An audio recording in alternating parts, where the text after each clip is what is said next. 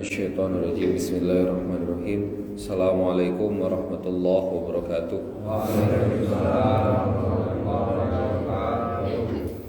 Alhamdulillah rabbil alamin. Alhamdulillahilladzi anzala sakinata fi qulubil mu'minin liyazdadu imanan ma'a imanihim. Asyhadu an la ilaha illallah wa asyhadu anna Muhammadan abduhu wa rasuluh la nabiyya ba'dah. Allahumma shalli ala sayyidina Muhammad wa ala alihi wa ashabihi wa man tabi'ahum bi ihsan ila yaumiddin. Qala rabbi shrah li sadri wa yassir li amri wa hlul 'uqdatam min lisani yafqahu qawli. Rabbi anzilni munzalan mubarakan wa anta khairul munzilin. Shadaqallahul adzim. Saudara-saudaraku yang dicintai oleh Allah Azza wa Jalla, pada kesempatan kali ini saya mengajak kita semua bersyukur kepada Allah karena pada kesempatan pagi ini bisa bertemu lagi dalam etapa yang kedua, ya. Masya Allah tabarakallah, ini memang sebuah jadwal yang dipadatkan. Jadi saya sebetulnya tinggalnya di Balikpapan, Kalimantan Timur. Setiap Senin ngisi di Bandung, Senin malam, Masjid Al-Latif Bandung, majelis after work anak-anak muda di Bandung. Selesai jam 10, setengah 11, kemudian balik dan bergerak lagi setengah 2 pagi, jam 2 pagi ke sini. Jadi Masya Allah, rada kerasa Kang Ian karena Senin yang lalu saya seharian tuh tidur. Tapi kalau Senin ini ngisi di masjidnya Khairul Tanjung, Trans Studio Mall TSM. Jadi siangnya ngisi, sorenya ngontrol teman-teman santai khidmat. Jadi Masya Allah tabarakallah. Malamnya juga dari Jakarta. Jadi minggu ini saya di Jakarta nih, Sabtu Minggu di Jakarta, Senin bener sini lagi. Nanti jam 12 siang sudah take off lagi ke Balikpapan. Nah, jadi saya berterima kasih kepada Masjid Al-Asri yang sudah menyediakan masjidnya untuk saya izin khidmat, izin melayani di sini. Itu perkenalannya Bapak Ibu sekalian. Baik, tema kita pada Majelis Rizqun Karim, ya, pada subuh setiap Selasa ini sampai syuruk ini adalah tema-tema tentang bagaimana kita tadabbur ayat Al-Quran pada beberapa perspektif usaha kita mencari rezeki.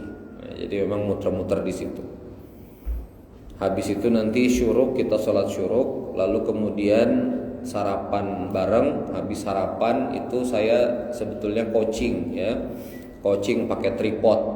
Nah, cuma ini tim yang saya biasa tripod nih, Allah alam nih, nanti datang nggak jam 7 pagi. Nanti kalau misalnya datang, nanti bisa coaching pakai tripod. Kalau enggak nanti kita duduk di bawah diskusi aja. Jadi jam 7 sampai jam 9 itu lebih pada coaching bisnis yang sifatnya teknis.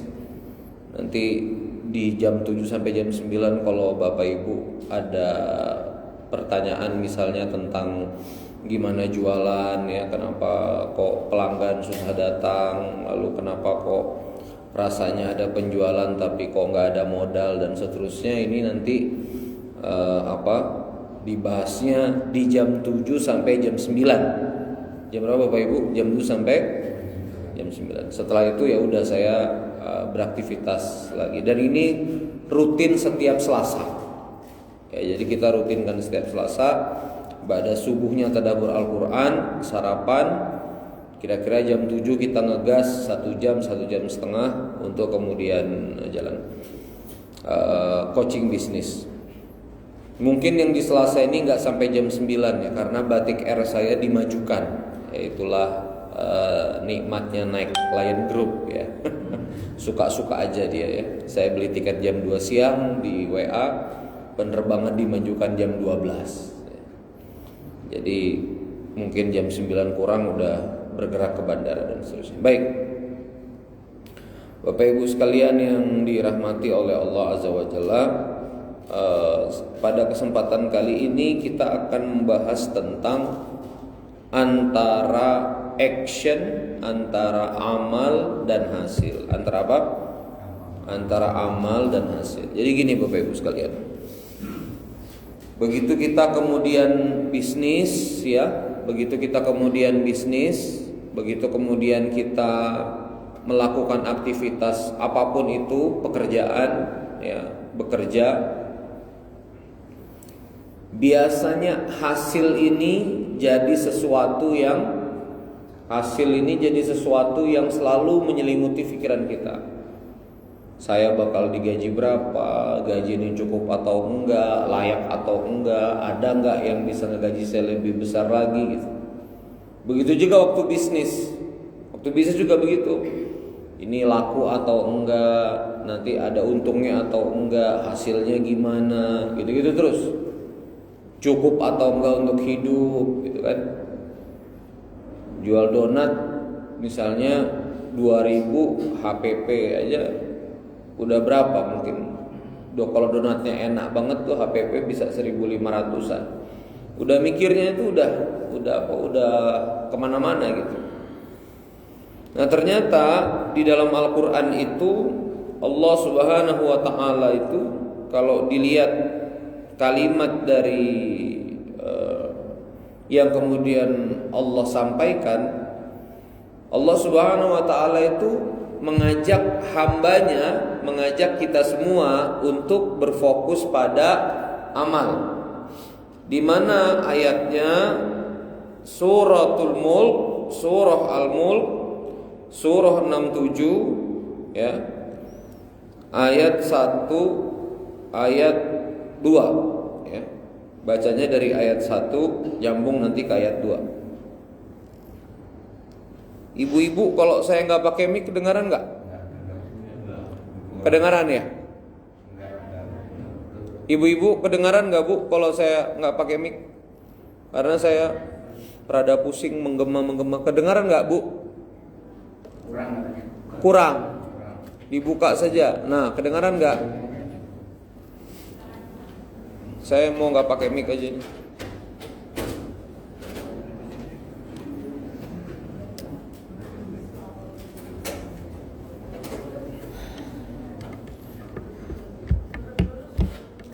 Kedengaran ya bu ya? Rada maju bu kalau nggak kedengaran bu, deket jendela, ya. Gimana bu? Udah lumayan? Nah udah ya, alhamdulillah. Saya lahir dengan speaker bu di perut. Jadi insya Allah nggak pakai speaker sih nggak apa-apa. Baik. Jadi kalimatnya wa qala Allah Ta'ala fi kitabil karim a'udzu billahi minasyaitonir rajim. Tabarakalladzi biyadihil mulk wa huwa ala kulli syai'in qadir alladzi khalaqal mauta wal hayata. Allah menciptakan mati dan hidup. Jadi spektrum kehidupan kita ini alladzi khalaqal mauta wal hayata, Allah menyebutnya liyabluwakum. Ya, liyabluwakum, ya. Di ayat yang lain wa nabluukum, ya.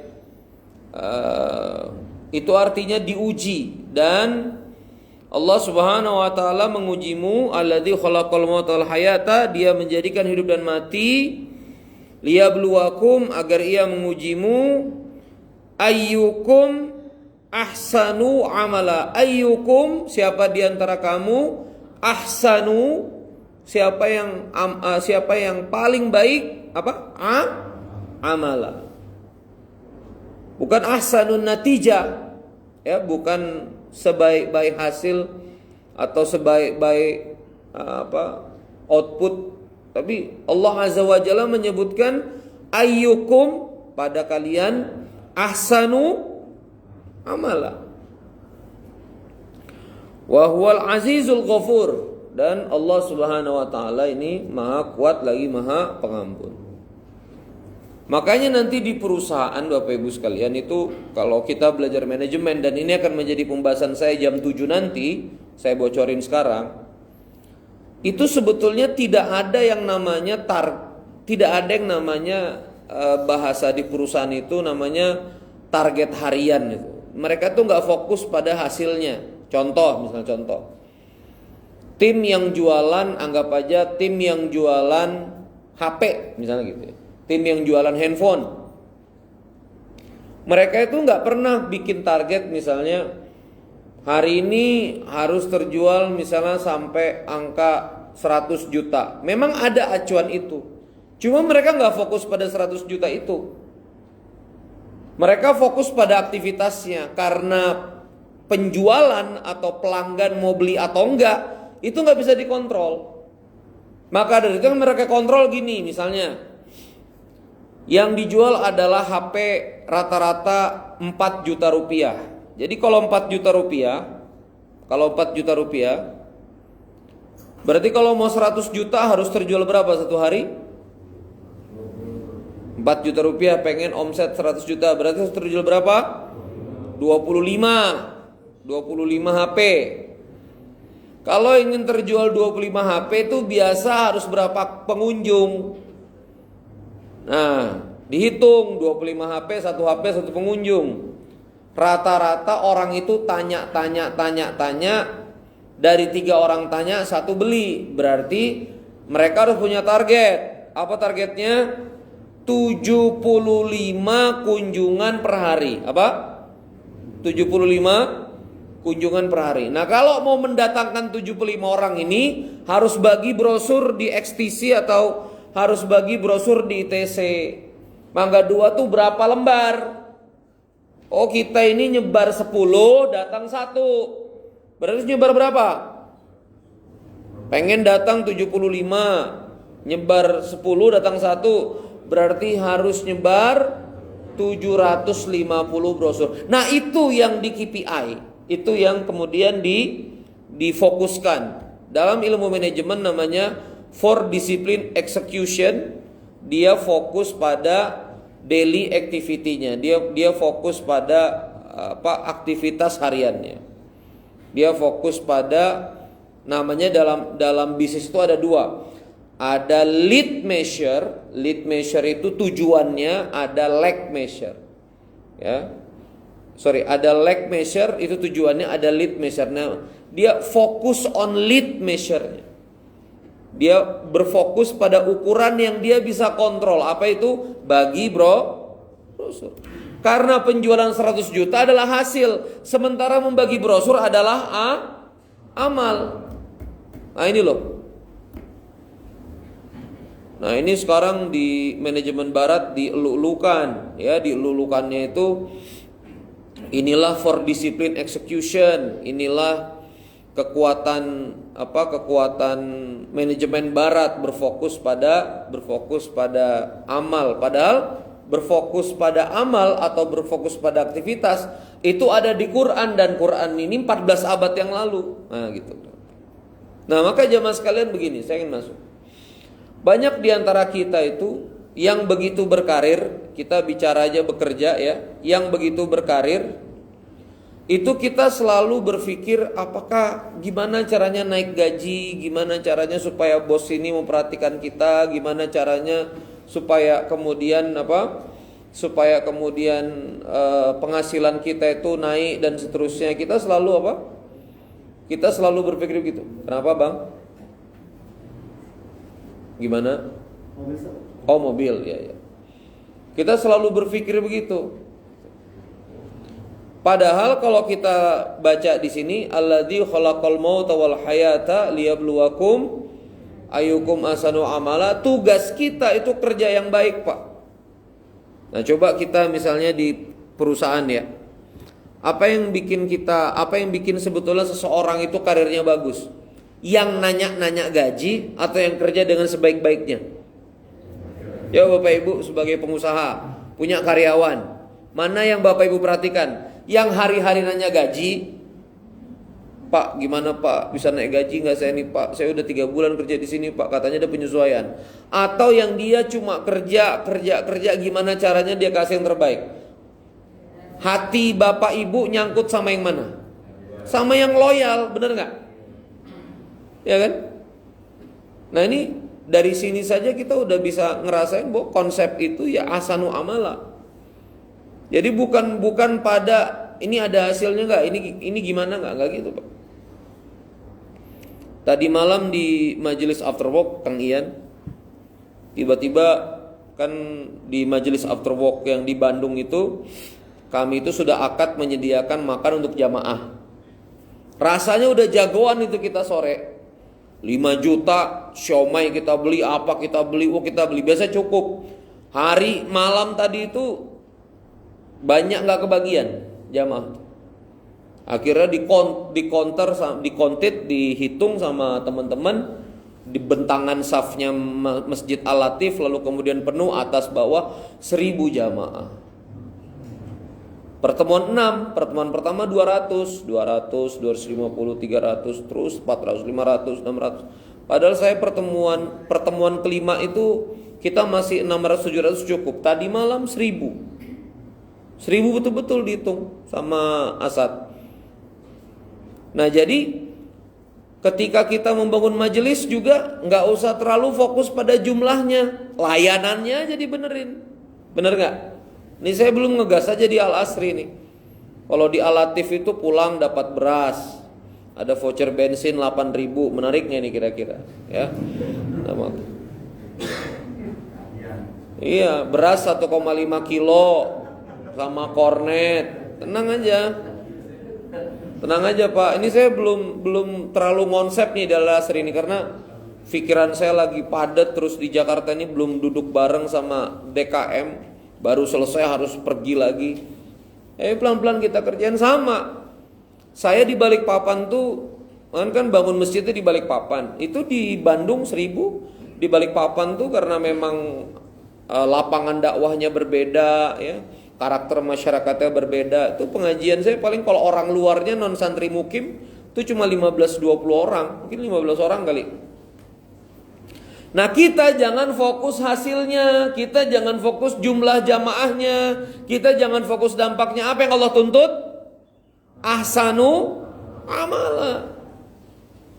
Ini ceramah di depan 1000 orang semangat, ceramah di depan 7 orang pengen cepet-cepet gitu loh.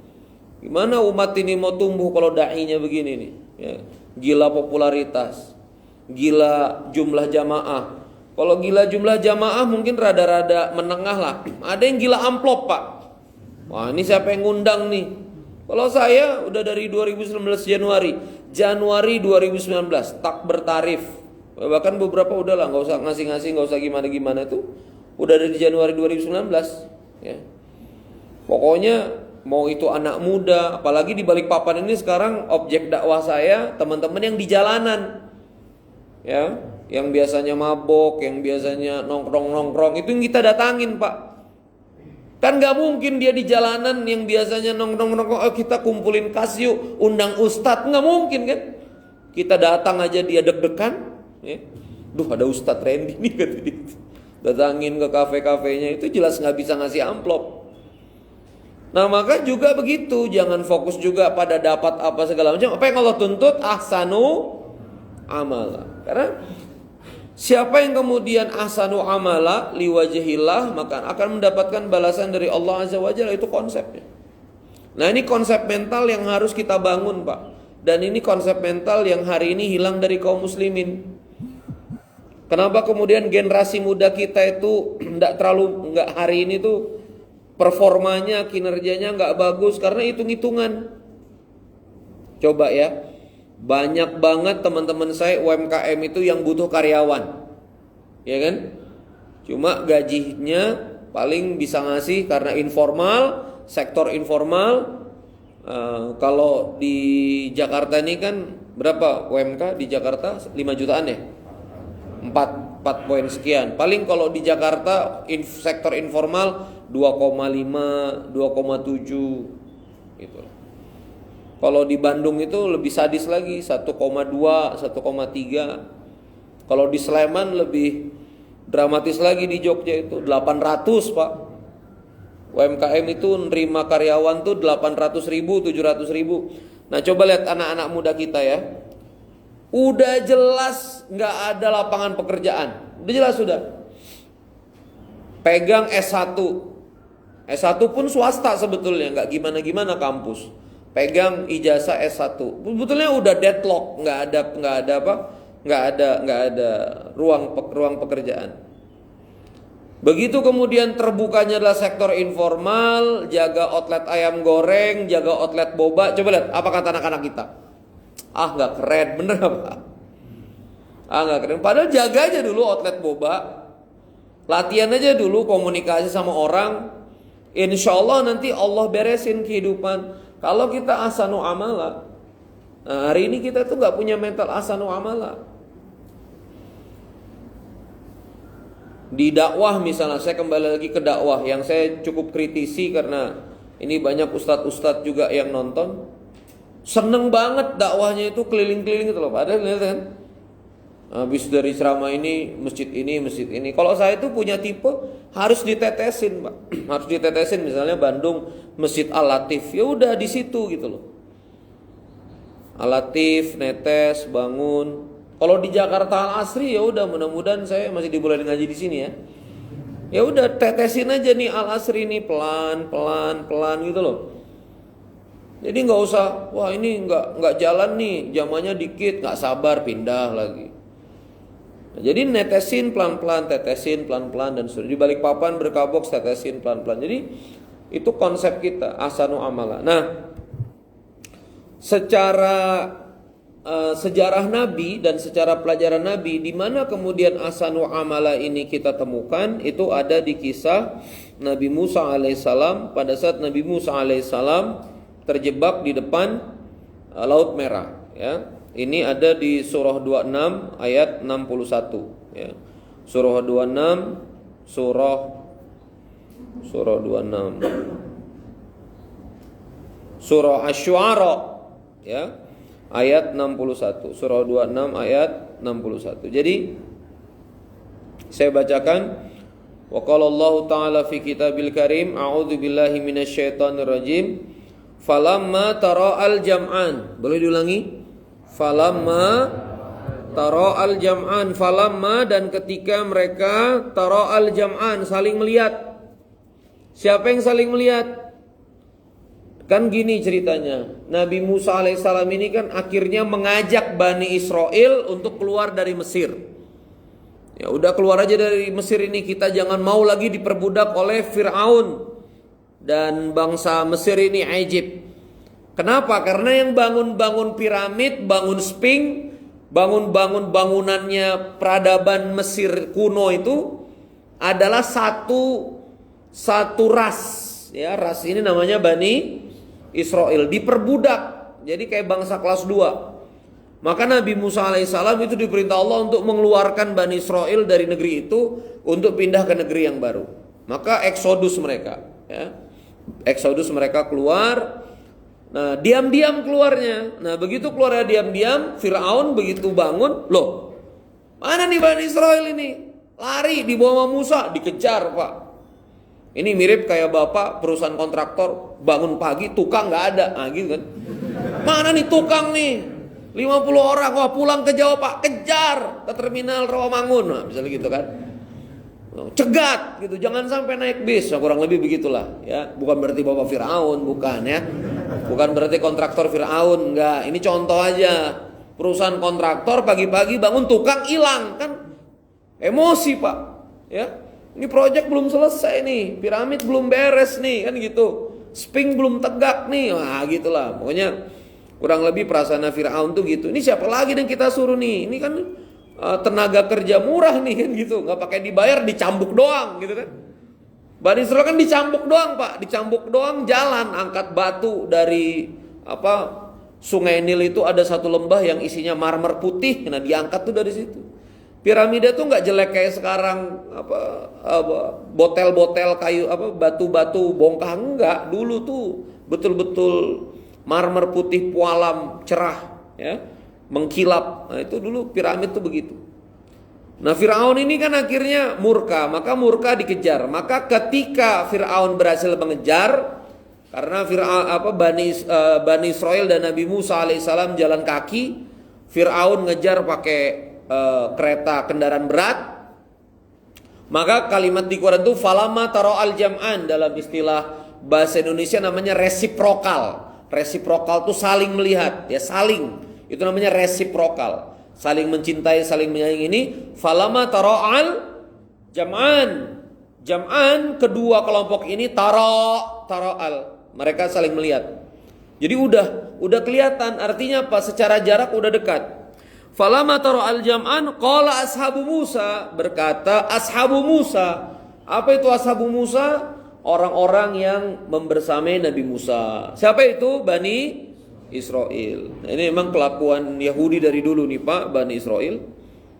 Inna lamudrakun, kita akan kekejar. Bukannya nyemangatin cara solusi, malah emang biasa begini Pak. Makanya ini ayat ini tuh hidup di kita. Ya. Di depan, jadi gini. Kan Nabi Musa ini begini Pak, ingin ke tanah Palestina. Berarti ada mimpi, ya. Ini mewakili mimpi kita.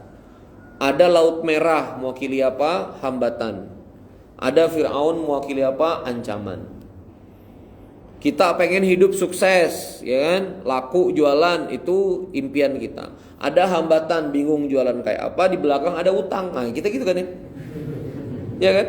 Ada mimpi, ada hambatan, ada ancaman. Coba lagi. Ada mimpi, ada hambatan, ada ancaman. Ayatnya hidup. Ayat ini cerita itu. Ada tanah Palestina, ada lautan, ada ancaman. Ada mimpi, ada hambatan, ada yang ancam. Mimpi mau kuliah di luar negeri, hambatannya nggak ada dana. Ancamannya apa? Kalau adek nggak bayar ini sekarang ini, maka kursi Eropa ini lepas nih, kursi beasiswa. Ini harus installment sekarang. Ini harus aplikasi sekarang ini. Harus transfer 100.000 euro supaya Anda bisa dapat visa euro, visa Eropa. Nah, misalnya kayak gitu. Nah, jadi ancaman. Nah, pada saat kita juga menuju mimpi, dapat hambatan, dapat ancaman, selalu ada orang-orang yang bukannya malah nyemangatin, malah bikin was-was. Inilah Bani Israel. Ya.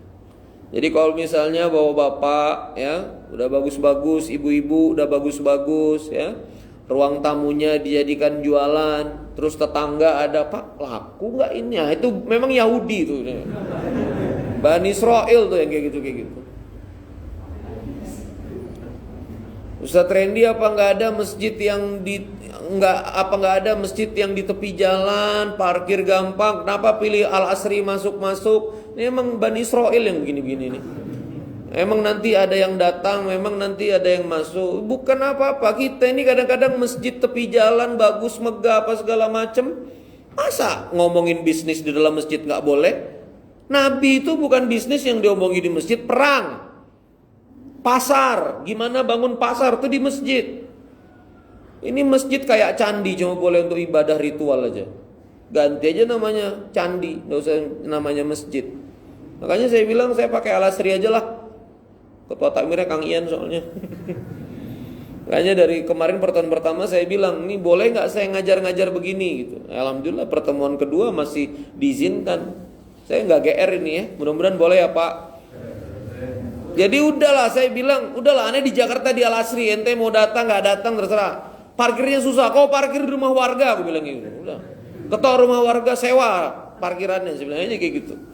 Pakai gokar turun, gitu aja. Selalu ada Bani Israel, selalu ada apa? Selalu ada Yahudi. Bani Israel itu bikin kita lemah.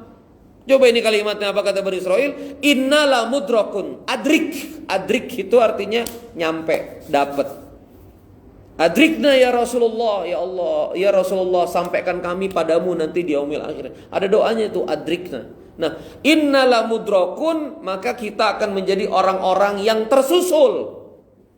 Belum juga kesusul, baru saling melihat. Nih emang Bani Israel kerjaannya begitu.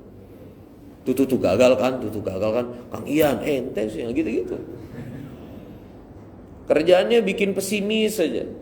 Nah coba lihat ya kalimat Nabi Musa seperti apa. Lihat kalimat Nabi Musa alaihissalam. Qala kalla. Coba lagi, qala kalla, kata Nabi Musa alaihissalam. Enggak gitu. Wah keren. Ini baru pemimpin. Misalnya nih, bapak nih, insyaallah nih, ya. Maju caleg kali sehari, ya siapa yang milih? Enggak gitu, enggak gitu. Harus yakin. Ini begitu digituin orang, iya ya siapa yang milih ya? Ya udah deh nggak usah. Ya lagi mana tuh? Qala kalla. Enggak gitu. Ya, enggak gitu. Qala kalla. Inna ma'iya rabbi sayahdin. Ayo sama-sama.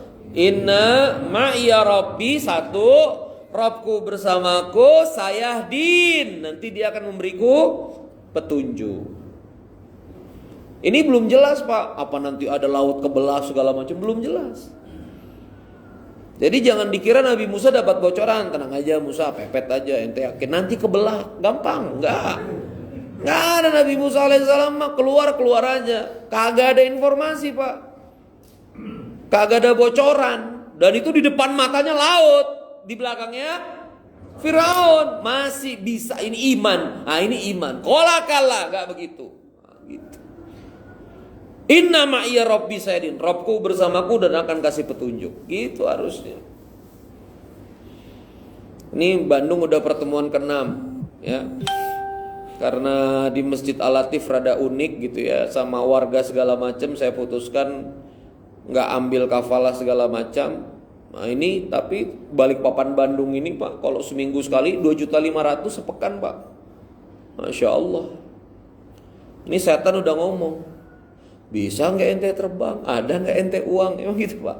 Bani Israel tuh emang kerjanya begitu tuh. Nah kita kalau mental pemimpin qala kalla, nggak begitu. Inna ma'iya rabbi sayahdin, Rabbku bersamaku, sayahdin, akan beri petunjuk. Citylink dalam genggaman Allah, kan gitu. Lion dalam genggaman Allah, batik air dalam genggaman Allah, semua mirasus samawati wal ard, perbendaharaan langit dan bumi di dalam genggaman Allah. Masa cuma 2.500.000 sepekan aja bingung? Nah gitu kan. Maju terus. Ya alhamdulillah pertemuan ke-6 ini masih bertahan. Tiket masih tersedia, maksudnya udah kebeli sampai 6 Maret ya. Perjalanan saya sampai 6 Maret udah banyak yang sponsorin. Nah, jadi kawan-kawan sekalian, itu konsep. Harus berani. Jadi satu, gimana caranya menghadapi hambatan, gimana caranya menghadapi ancaman, itu bukan teknisnya, Pak. Tapi pertama imannya dulu. Apa? Imannya dulu. Jadi kalau mau jadi orang besar, maksudnya kalau misalnya mau berhasil kita di bisnis di mana, kita imannya dulu. Gimana kita mau melunasi hutang kalau kita mengimani hutang lunas saja kita nggak bisa. Wirid tiap pagi tuh habis, kesita, gitu loh. Tiap pagi ngomongnya tuh jelek terus. Habis nih, habis nih aneh po, aduh po, ini po, aduh ini gara-gara po, aduh hancur deh po, habis deh po, aneh po, aduh kagak ada harapan. Jadi ini susah. Jadi iman dulu. Qala kalla, inna ma'iya rabbi, Rabbku bersamaku, sayahdin. Nah coba perhatikan berikutnya. Jika memang iman itu cukup untuk menghadirkan pertolongan, maka ketika Nabi Musa mengatakan qala kalla inna ma'iya rabbi sayahdin, enggak bersamaku, Rabbku bersamaku, enggak akan kekejar, Rabbku bersamaku akan kasih petunjuk, harusnya lautan terbelah. Kalau iman itu cukup. Kalau sekedar apa? Yakin itu cukup. Tapi hebat Allah, Pak. Allah tuh nggak langsung ngebelah lautan. Apa kata Allah? Fa'auhayna ila Musa, diwahyukan kepada Musa, anidrib bi asakal bahr, pukulkanlah tongkat. Ini jarang ada yang bahas. Sekarang saya tanya begini, Allah bisa nggak ngebelah lautan tanpa Musa pukulkan tongkat? Bisa. Allah butuh asbab nggak untuk membelah lautan? Maksudnya harus pakai tongkat dulu. Bisa nggak Allah belah langsung? Bisa. Tapi kenapa Allah minta Musa pukul tongkat? Apa makna di sini Bapak Ibu sekalian? Allah menguji Musa percaya atau enggak. Coba kita, Pak. Depan laut, belakang Firaun. Tiba-tiba wangsit masuk, ya kan? Pukul tongkat. Efeknya apa kan gitu? Nih, ya Allah, efeknya apa pukulan tongkat? Kalau engkau turunkan kapal selam masih masuk akal. Kalau engkau kasih jembatan masih masuk akal. Ini pukul tongkat nih nyambungnya gimana? Hutang ke bank 200 juta, ngegadain SK gaji, ya.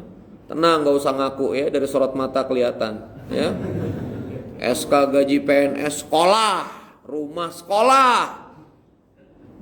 Ya. Pokoknya bulanan habis untuk nyicil. Tiba-tiba teman datang, bro, ada kesempatan bisnis bagus, apa? Jual donat. Hah? Satu pieces laku 300. Hah? 300 kata dia gitu. 300 rupiah, iya. Dalam hati, utang saya teh, utang gua teh, utang aneh nih. Ratusan juta. Ente ngajak jual donat 300. Nah ini kadang-kadang kalau nggak ngaji, langsung ngomong apa? Ah malas ah, nggak ngefek. Apa nggak? Padahal itulah tongkat musanya. Halo? Itulah tongkat musanya. Saya kan ngelihat Al-Asri ini juga, kita mau ngumpulin pengusaha, masjidnya di dalam gang, gimana nih? Teman saya mobilnya gede-gede, Fortuner gitu-gitu, besar-besar. Mana nih masukin ke Al-Asri ini ya? Udahlah, pokoknya saya bilang, masajid Allah. Coba lagi. Masjid punya Allah. Yang kita besarkan Allahnya. Udah. Nah kemarin adik kelas saya di TB Teknik Perminyakan tuh ngajak makan, Pak. Saya kira ngajak makan kangen. Jadi saya datang. Ikhwan ya, cowok ngajak makan di warung sederhana. Saat Randy kita, bang, ini manggilnya abang kan, kita makan bang di warung sederhana. Saya kira karena kangen apa segala macam. Rupanya konsultasi cucu perusahaan Pertamina, Pak. Jadi dia itu direktur keuangan CFO sebuah unit usaha Pertamina cucu perusahaan di bawah Patra Jasa. Jadi Pertamina punya Patra Jasa, nah di bawahnya lagi. Dia direktur keuangan di situ. Jadi rupanya jebakan tuh makan di warung sederhana. Konsultasi bisnis. Tahu gitu ada tarif ya. Pertamina nih, BUMN nih, Ahok punya. Harusnya bayar gitu kan ya. Akhirnya ngobrol, wah cocok nih. Jadi dalam struktur keuangan itu liability-nya besar. Aset perusahaannya 1,2 triliun tapi liability-nya sampai 900 M. Ya, jadi equity modal sendiri cuma 250 miliar gitu lah. Karena saya juga ngerti keuangan, lalu kemudian saya bilang ini sebetulnya kita bisa flip pakai dana pihak ketiga gini. Nah, dia mulai cerah tuh pikirannya ya. Apalagi modeling bisnisnya ini armada. Jadi berat di cicilan armada, cicilan mobil dan seterusnya. Akhirnya dia ngomong begini. Direktur utama juga udah kenal Kang Randy sih, udah mulai tahu. Nanti kita semua BOD, direktur operasional, direktur utama, direktur keuangan pengen ngobrol-ngobrol ya sama Kang Randy, kita cari lagi tempat. Intinya kita minta konsultasi, Masya Allah. Gara-gara ngisi Al-Asri ini aneh dapat BUMN. Pertemuan pertama, pertemuan dua gratis. Ntar gua tarif bener-bener nih BUMN. Jadi kita nggak tahu tongkat musanya di mana. Dipahami nggak Bapak Ibu? Tongkat musanya bisa jadi di Al-Asri Selasa pagi. Dramatis lah pokoknya. Masuk gang, wah dijemput Bang Rahman, teler-teler, ngantuk-ngantuk. Wah pokoknya. Saya pokoknya cukup berat nih sebetulnya di subuh ini. Serius ya. Tidur di mobil. Masya Allah ini apalagi masjid antum nih Masya Allah. Antara AC sama jamaah kayaknya banyakan AC-nya. Dingin lagi. Aduh. Makanya habis wirid saya keluar tadi menghangatkan badan. Berasa Eropa di Al-Asri beneran ya. Kalah-kalah Melbourne gitu kan. Tapi inilah tongkat musanya. Jadi kadang inilah konsepnya. Allah itu fa'auhaina ila Musa anidrib bi'asakal bar. Wahai Musa, pukulkan tongkat. Let's see, kamu percaya enggak? Mari kita lihat. Untungnya Musa iman kuat, pukul tongkat itu, belah lautan. Ya kan? Fanfalaqo. Apa di sini kalimatnya? Fanfalaqo. Fanfalaqo itu artinya maka terbelahlah ya. Fakana kullu firqin ya. Setiap bagian itu kataudil adim, seperti gunung yang besar. Fanfalaqo itu kebelah. Fanfalaqo gitu. Jadi Bapak Ibu sekalian, kita nggak pernah ditugaskan Allah belah lautan, paham? Oke? Kita nggak pernah ditugaskan Allah buka jalan. Yang ditugaskan Allah kepada kita adalah pukulkan tongkat musanya. Saya pengen nyuruh belah. Saya kalau habis pengajian majelis Al-Latif Pak, anak-anak muda itu ngantri Pak, untuk meluk terus curhat satu-satu. Jadi kalau 100 orang Pak, itu saya melukin 100 orang. Nggak semuanya minta dipeluk 1000 tuh Pak. Kalau dipeluk 1000 nih, Masya Allah subuh kita pulang. Ya. Tapi ya kira-kira tadi malam itu 40-an 60-an orang lah. Karena sebagian juga ada yang masih imannya Omikron kan.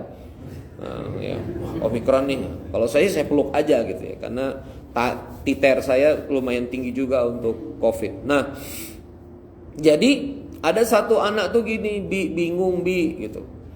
Utang riba keluarga, ini bingung, stok masih banyak, mau usaha juga kelilit gini, bingung jalan keluarnya. Wah, salah curhat ke ustadz ya.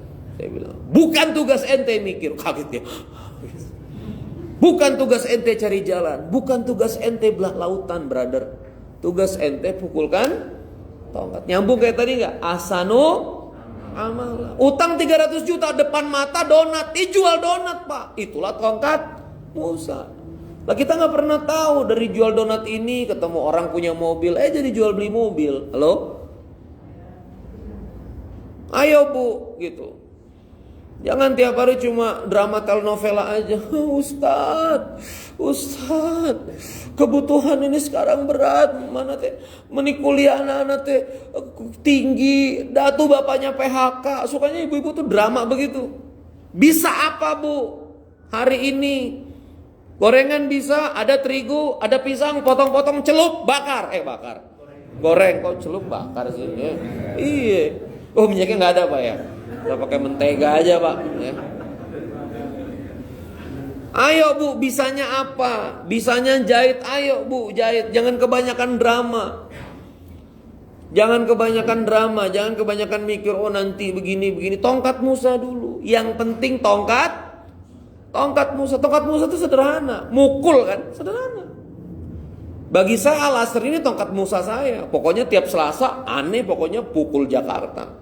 Kita lihat aja nanti lautannya kebelahnya kayak apa. Gitu imannya saya ini datang ke Jakarta. Pokoknya tongkat Musa aneh, Kalisari, Pasar Rebo, Jaktim, gitu kan. Masuk gang deh, gitu kan. Biarin, gitu. Tongkat Musa, gitu Pak iman. Akhirnya Pertamina goyang, kebelah dia. Goyang Pertamina. Ini teman-teman saya udah pada tahu saya Selasa di Jakarta. Brother bisa konsultasi nggak brother? Gua tarif bener-bener ente. Ya. Nah, jadi Masya Allah tabarakallah, yang penting tongkat Musa dulu. Selasa Jakarta, Senin Bandung, tongkat Musa. Nah Senin kemarin akhirnya karena di Bandung jam 1 siang ngaji di masjidnya Khairil Tanjung yang TSM tahu kan, di situ ada masjid besar. Ngaji kita di situ, Masya Allah. Itu pasarnya ibu-ibu Pak. Ya, hati-hati Kang Ian, nih pasarnya ibu-ibu. Ya. Selesai ngaji, Ustadz sebulan sekali. Wah ketemu lagi sama takmirnya. Ustadz nanti Ramadan ya. Ustadz nanti kalau kita punya acara di Trans segala macam. Nah begitu. Tugas kita cuma apa? Bergerak. Ternyata MC-nya Kang Daan Arya Project P. Ingat ya? Kang Daan Arya Project Pop Tea. Dan sekarang hijrah dan aktif di masjid, aktif di dakwah. Wah sama Kang Daan dipromosiin kemana-mana. Udah Ustadz Randy nanti gini gitu Pak. Tugas kita itu apa? Tongkat Musa. Ahsanu amala. Inilah majelis Rizkun Karim. Saya mesti ahsanu amala. Mau ngantuk kayak kedinginan kayak capek kayak, tapi mesti ahsanu amala. Ya. Jangan cuma gara-gara 20-30 orang lemes, gara-gara tadi malam 1000. Nggak kelasnya nih aneh Al-Asri. Kita kan ustadz kelas 1000 orang. Masa cuma segini. Nah, iblis-iblis begini loh, DNA begini loh ya. Yang kadang-kadang nih bikin kita punya kacau, punya sikap gitu. Baik. Wa aslafna thammal akharin. Coba lagi. Wa aslafna thammal akharin, dan mendekatlah Fir'aun itu. Wa anjayna Musa wa man ma'ahu ajma'in. Musa dan pengikutnya sampai di ujung. Tsumma aghraqnal akharin, dan kami tenggelamkan yang nyusul. Coba lihat Pak. Tugas kita bukan belah lautan. Coba lagi. Tugas kita juga bukan bunuh Fir'aun. Coba lihat kalimat Qur'annya nih. Ini kalau nggak ditadaburi susah, nggak paham. Musa ada berkelahi nggak sama Fir'aun di sini? Tring nggak ada Pak. Cuma pukul lewat. Begitu balik, kelelep. Selesai masalahnya. Paham? Tugas kita tuh kadang-kadang Pak, tugas kita tuh nggak usah ngelawan, tugas kita tuh nurut sama Allah, nyerah. DM ke saya, Ustadz, saya sama BRI Ustadz harus besok. Kalau nggak disita Ustadz, 6 bulan yang lalu. Saya udah nggak berani pulang Ustadz. Saya besok harus menghadap ke bank Ustadz. Bingung Ustadz, saya nggak punya apa-apa. Curhatnya salah nih ke saya nih curhatnya. Saya sikat aja. Pantas aja disita nih bilang gitu. Sita lah, bukan punya ente juga tuh, punya Allah. Saya bilang, mau mulai diam dia. Oh gitu ya Ustaz. Nah, ente salah curhat ke aneh. Curhat ke aneh. Innalillahi wa inna ilaihi raji'un. Semuanya lillah. Ruko ente lillah, rumah ente lillah. Habis-habislah semua. Kalau anak istri ente nggak terima mereka pulang ke mertua, istri juga bukan punya ente. Udahlah, ente sendiri aja bagus. Selama ini Tuhannya banyak, Tuhannya istri, Tuhannya ego, Tuhannya pengakuan. Bagus aja ente sendirian. Nggak usah gituin Pak. Besok temuin. Sita lah. Udah, jerah aja ke Allah. Baik Ustadz. Habis itu ngilang, nggak ada kabar. Tadi malam meluk saya, Ustadz inget nggak yang BRI? Alhamdulillah dikasih waktu Ustadz. Malah sekarang punya 1 bis, punya 5 highest. Canggih nggak? Langsung ngomong, Ustadz kalau jamaah mau nih, setiap Senin malam saya wakaf manfaat nih Ustaz. Kata dia, bis saya sama highest saya untuk antar jemput jamaah. Sakti juga gitu. Nah itulah Pak, kadang-kadang kita ini sok tahu akan solusi. Padahal kalau Allah mau bilang itu selesai. Nggak usah kita apa-apain. Tugas kita coba sama-sama, akal tunduk kepada Allah. Coba lagi, akal tunduk kepada Allah, hati tunduk kepada Allah. Coba ayatnya gimana nih? Summa, coba lagi. Agoroknal nak di sini agorokna al-akhirin, sebetulnya begitu kalimat Qur'annya. Putus-putusnya. Summa agorokna itu artinya ditenggelamkan. Agorokna ya. Agorokna itu kami tenggelamkan, nah itu kami tenggelamkan. Jadi yang menenggelamkan siapa? Allah dan para malaikatnya. Agorokna itu al-akhirin, kelompok yang lain, al-akhir. Jadi jangan sok tahu Pak sama hidup ini. Sering banget ketemu saya itu begitu kalimatnya. Ustadz nih saya modal kerja 1,5 M Ustadz. Ini jaminannya rumah saya yang 5 M. Ini kalau saya jual baik-baik Ustadz 4 M aja, kita dapat profit 2,5 Ustadz cash. 1,5 tutup, selesai semua masalah. Kata siapa? Kejual berhasil 5 M, anggaplah begitu. Atau 4 M lah, anggaplah begitu. Dapat cash 2,5 M. Kalau dapat penyakit kanker 8,5 miliar, halo. Kan masalah juga Pak. Jadi jangan soal tahu sama dunia ini. Jangan soal tahu, kita gak pernah tahu. Kayak saya tiba-tiba Batik Air dimajukan. Itu kenapa Batik Air dimajukan? Karena saya mau pulang jam 12 Selasa, sebetulnya Rabu. Saya mau pulang jam 14 Selasa, jam 2 siang itu Selasa. Karena ada acara visit Masjid Berkah Box Kamis. Jadi seluruh Indonesia datang ke masjid saya di Balikpapan. Ada program. Terus nanti mau ada bikers 200 orang, klub motor mau camping dan seterusnya. Allah majukan jadi jam 12. Yang senang pertama kali adalah istri saya. Yes, suami pulang cepat. Itu sih jalan-jalan mulu kan tadi. Rupanya Batik Air maju ini ada wirid istri saya juga Pak ya. Jadi dia jadi maju 2 jam. Ini kalau wirid lebih kuat jadi jam 7 nih. Nah, dia bilang udah yang segitu aja wiridnya gitu aja. Udah nih aman di jam 12. Begitu ternyata. Nah, jadi kawan-kawan sekalian, kita jangan ngelawan Allah.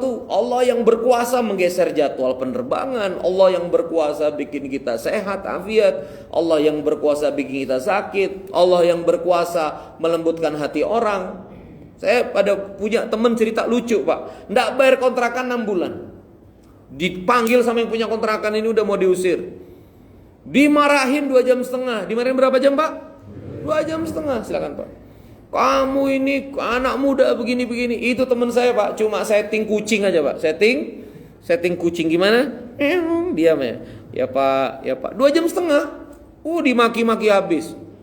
Kamu tuh harus jadi anak muda tuh berpikir, sudah punya keluarga, kontrakan 6 bulan gak kebayar, gini. Diem aja dia. Selesai 2,5 jam, apa kata si bapak? Dah lega dah, kata si bapak. Dah lega dah. Dah makan belum? Tadi gitu. Belum pak. Bu ada makanan nggak? Ada pak. Ajak makan.